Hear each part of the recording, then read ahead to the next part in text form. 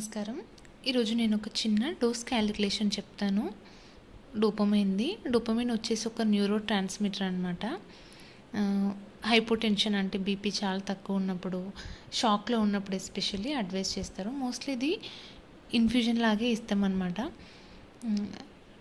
Direct IV ఇస్తే like సడన్గా heart rate పెరగడం కానీ, బీపీ పెరగడం కానీ జరుగుద్ది. మోస్ట్లీ ఇన్ఫ్యూజన్ లాగే ఇస్తాము.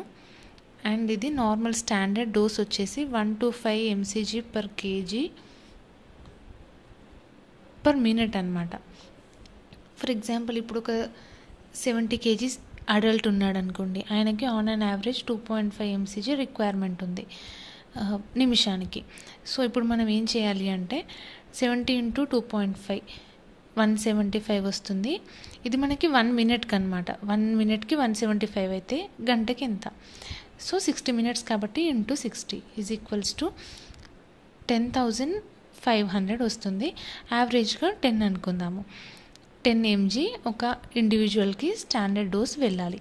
సో ఇప్పుడు ఏంటంటే మనకి ఒక యాంపుల్లో వచ్చేసి 200 mg ఉంటుంది. ఇండివిజువల్ మనకి ఇన్ఫ్యూజన్ పంప్లో వచ్చేసి సిరంజ్ యొక్క మ్యాక్సిమం కెపాసిటీ 50 ml ఉంటుందన్నమాట. సో 50 mlలో 200 mg ఉంటే మనకి 10 mg ఎంత mlలో ఉంటుంది? సో 10 × 50/200 ఇది క్యాలిక్యులేట్ చేస్తే మనకి 2.5 ml ఇవ్వాలి. అంటే మనకి నార్మల్గా ఒక్క ఇండివిజువల్కి 2.5 ml ప్రతి గంటకి వెళ్ళాలన్నమాట.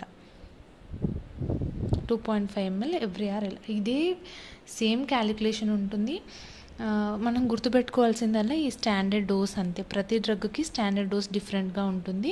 ప్రతి ఇండివిజువల్కి బాడీ వెయిట్ డిఫరెంట్గా ఉంటుంది. సో వెయిట్ బేస్డ్ క్యాలిక్యులేషన్ కొంచెం అక్యురేట్ అనమాట. అంతే, ప్రతి డ్రగ్కి ఇదే విధంగా క్యాలిక్యులేట్ చేసుకోవాలి. అంటే ఇన్ఫ్యూజన్స్లో ఇచ్చే డ్రగ్స్కి అనమాట, నారెడ్ కానీ అలాంటి డ్రగ్స్కి.